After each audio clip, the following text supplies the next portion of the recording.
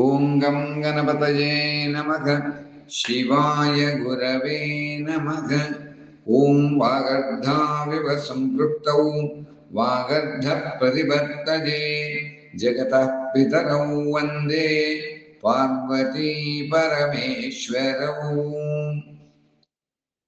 మనము ఈ 30వ రోజున శివ మహాపురాణంలో చెప్పినటువంటి విధంగా ఇంతకు ముందు 2 రోజులు కూడా మనం దేశకాల పాత్రముల గురించి, ఆ దానముల గురించి విశ్లేషణగా చెప్పుకుంటున్న ఈ రోజుతో ఈ దానముల యొక్క విషయం అంతా కూడా పూర్తిగా మనం తెలుసుకుంటున్నామని తెలియజేస్తూ, ఈ రోజున సూతులు వారు ఋషులకి మరలా ఏ విధంగా చెప్పారో ఆ దానముల యొక్క విశ్లేషణ గురించి మనం తెలుసుకుంటున్నాం. ఈ రోజున కూడా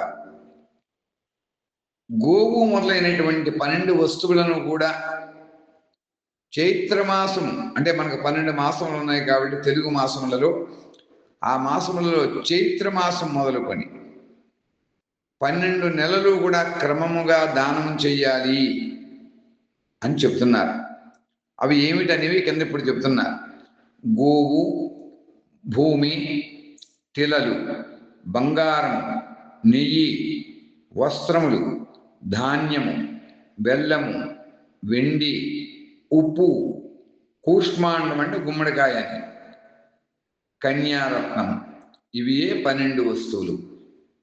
అంటే గోవుతో కలిపి మొత్తం ఈ ఉదహరించినటువంటి 12 వస్తువులు కూడా మనకి శివ మహాపురాణంలో చెప్పారు. ఇప్పుడు వాటి యొక్క ఫలితాన్ని చెబుతున్నారు. వీటిలో గోదానం కనుక చేసినట్లయితే మనకి కాయిక అంటే శరీరం యొక్క, వాచిక మాట్లాడడానికి కలిగినటువంటి దోషములు, మానసికమైనటువంటి పాపములు కూడా నివారించబడతాయి. అలాగే శరీరంతో కలిగినటువంటి పుణ్యకర్మలకి, ఈ కాయికమైనటువంటి శరీరంకు సంబంధించిన పుణ్యకర్మలకి పుష్టి కలుగుతుంది అని చెప్తూ, ఓ బ్రాహ్మణులారా, భూదానం ఇహపర సౌఖ్యాన్ని ప్రసాదిస్తుంది, కీర్తి ప్రతిష్టను కలుగజేస్తుంది అని చెప్తున్నారు. భూమి కనుక దానం చేసినట్లయితే, అలాగే తిలలు అంటే నువ్వులు కనుక దానం చేసినట్లయితే అది బలవర్ధకం, పుష్టిని కలుగజేస్తుంది, బలాన్ని కలుగజేస్తుంది, అపమృత్యు పీడలను తొలగిస్తుంది. ఆ దానం చేసినటువంటి వారికి మృత్యు నివారకం అవుతుంది అని చెప్పారు. అలాగే సువర్ణ దానం అంటే బంగారం కనుక దానం చేసినట్లయితే జఠరాగ్నిని వృద్ధి చేస్తుంది. జఠరాగ్ని అంటే ఆకలి యొక్క ఇది శక్తి, ఆకలి బాధలు అంటే తీరుతాయి.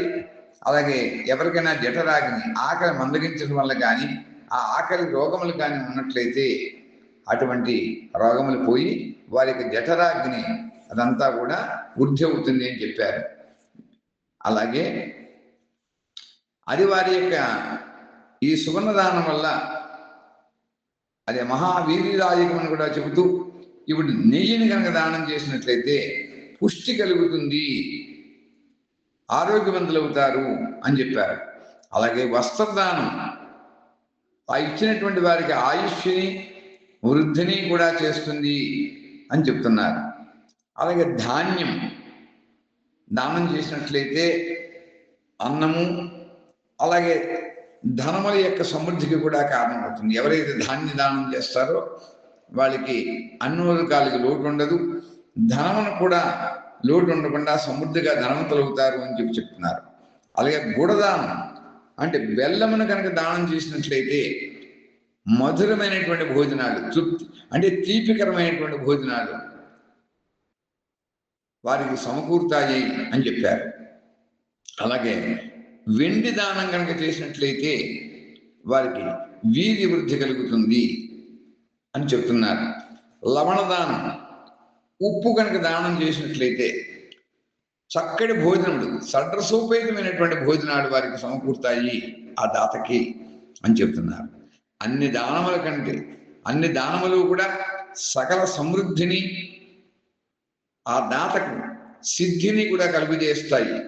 అలాగే కూష్మాండ దానం అంటే గుమ్మడికాయ ఎవరైతే దానం చేస్తారో అది పుష్టిదాయకమైన విద్యలు వేద పెద్దలు చెబుతూ ఉంటారు. అది చాలా కామితార్థములు ఇస్తుంది. ఆ ఇచ్చినటువంటి దాతలకి చక్కటి శుభ ఫలితాన్ని ఇస్తుంది అని కూడా చెప్తున్నారు. అలాగే కన్యాదానం ఎవరైతే చేస్తారో వారికి జీవితాంతము కూడా భోగమును అనుభవింపు చేస్తుంది. ఈ ఇహలోకంలో అంటే మానవులు ఇక్కడ ఉన్నంత వరకు కూడా, అలాగే పరలోకంలో కూడా వారు గతించిన తర్వాత కూడా, మరణించిన తర్వాత కూడా వారికి చక్కటి సంపూర్ణమైనటువంటి భోగాలని ఈ కన్యాదానం వల్ల ఆ దాత అనుభవిస్తారు అని చెబుతున్నారు. అలాగే విద్వాంసులు శ్రవణాది ఇంద్రియములు కూడా తృప్తిపరిచేటువంటి వస్తువులని దానం చేయవచ్చు. వాటిని ఎల్లవేళలా కూడా దానం చేసేటువంటి అధికారం వాళ్ళకు ఉన్నది అని చెబుతూ, శ్రోత్రాది 10 ఇంద్రియములకు చెందినటువంటి శబ్దాది మనలో ఉండేటువంటి ఇంద్రియముల యొక్క వాటి గురించి కూడా ఇప్పుడు దానాలు ఎలా చేస్తున్నారు అనేది చేయాలి అని కూడా చెబుతున్నారు.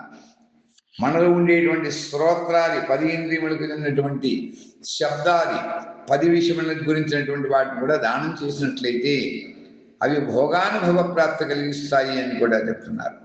అలాగే మనలో ఉండేటువంటి 10 ఇంద్రియములకు చెందినటువంటి దేవతను సంతుష్టపడుతున్నటువంటి వేదమును, శాస్త్రమును గురుముఖమున అభ్యసించి గురూపదేశంతో కానీ స్వయంగా కానీ విద్యాదానం ఎవరైతే బోధపడుతున్నటువంటి తదుపరి కర్మఫలం తప్పకుండా లభిస్తుంది అని చెబుతూ, బుద్ధి యందు ఇది మనం కూడా నిశ్చయంగా తెలుసుకోవాలని కూడా చెప్పారు. దీనినే ఉన్నత శ్రేణితో కూడుకున్నటువంటి ఆస్తికత్వము అని అంటారు. అలాగే సోదరులు, బంధువులు లేక రాజు యొక్క భయం చేత ఆస్తిక బుద్ధిని, శ్రద్ధని కలిగి ఉండుట కనిష్ట శ్రేణికి, అది తక్కువగా ఆస్తికత్వాన్ని అనబడుతుంది అని చెప్తున్నారు. అలాగే దరిద్రుడు ఏ వస్తువును లేనటువంటి వాడు, వాక్కు ద్వారా కర్మ అనగా శరీరం ద్వారా చేయవచ్చు ఆ శక్తి లేనప్పుడు అని కూడా ఈ శివ మహాపురాణంలో చెప్పబడింది. అలాగే మంత్రములు, స్తోత్రములు, జపములు వారి యొక్క వాక్కు ద్వారా చేసేటువంటి దాన్ని కూడా యజనం అని అంటారు. అది కూడా దానం కిందకే వస్తుందని చెప్తున్నారు. అలాగే తీర్థయాత్రలను, వ్రతాదులను పండితులు అందరూ కూడా శారీరకంగా యజనములుగా భావిస్తారు. కొంచెం కానీ ఎక్కువ కానీ ఏ ఉపాయం చేతనైనా సరే పరమేశ్వరుడిగా అర్పించి దేవతార్పణ బుద్ధి చేత చేయబడినటువంటి దానం ఏదైతే ఉంటుందో అది ఆ చేసినటువంటి దానం యొక్క సత్కర్మ భోగాలను సమకూర్చడంలో చక్కటి ఫలితాన్ని ఇస్తుంది అని చెబుతున్నారు. అలాగే తపస్సు, దానము ఈ 2 కర్మలు కూడా ఎప్పుడు కూడా మానవుడు చేస్తూ ఉండాలని చెప్పారు. అలాగే ఇప్పుడు ఇంకా చెప్తున్నారు చూడండి. రంగు అంటే తలుపు మెరుపులు లేకుండా శుచి శుభ్రతం కలిగి ఉండి, గుణములు అంటే సౌఖ్యప్రదమైనటువంటి సదుపాయముల చేత శోభితమైనటువంటి గృహాన్ని కానీ లేక భూమిని కానీ దానం చెయ్యాలి అని చెప్పారు. అలాగే బుద్ధిమంతుడైనటువంటి పురుషుడు దేవతల యొక్క తృప్తి కొరకు ఏ కొద్దిపాటి దానం ఇచ్చినా కూడా అది ఎక్కువగా అన్ని విధములైనటువంటి భోగాలను ప్రసాదించేటువంటిది అవుతుంది అని చెప్పారు. ఆ దానం చేత విద్వాంసుడు పురుషుడు ఇహపరలోకముల యందు ఉత్తమమైనటువంటి జన్మను పొంది సదా సులభంగా భోగాన్ని అనుభవిస్తారు అని కూడా ఈ శివ మహాపురాణంలో చెప్పినారు.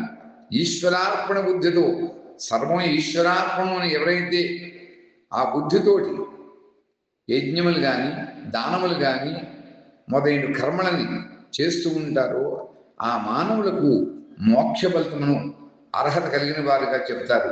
ఈ శివ మహాపురాణం ద్వారా మనకి మహేశ్వరుని చెప్పినారని చెప్పి సూతుల వారు ఈ ఋషులందరికీ కూడా ఈ విషయాల్ని మనకి చెప్పారు. అంచేత మనం 3 రోజుల నుంచి కూడా 28, 29 ఈ రోజు 30 రోజులు కూడా ఈ 3 రోజులు కూడా మనం దేశకాల పాత్రములు, ఆ పాత్రత యొక్క లక్షణములు, ఆ దానముల యొక్క విశ్లేషణ అంతా కూడా చెప్పడం జరిగిందని తెలియజేస్తూ ఇటువంటి మంచి విషయాన్ని ఈ శివ మహాపురాణం ద్వారా మనం తెలుసుకున్నాం. ఆ మహేశ్వరుడు ఈ మానవాళి ఎందుకు కరుణ చేత మనందరికీ కూడా దానమునకు, ఆ దానం తీసుకునేటువంటి వారి యొక్క అర్హతలు, ఏ ఏ వస్తువులు మనకు దానం చేయాలి అనేటువంటి విషయాలని చక్కగా వివరంగా తెలియజేసినారు అని తెలియజేస్తూ మనం స్వస్తి చెప్పుకుంటున్నాం. ఓం స్వస్తి ప్రజాభ్యః పరిపాలయంతాం న్యాయేన మార్గేణ మహిం మహీషాః గోబ్రాహ్మణేభ్యః శుభమస్తు నిత్యం లోకాః సమస్తాః సుఖినో భవంతు. ఓం స్వస్తి, ఓం స్వస్తి, ఓం స్వస్తి.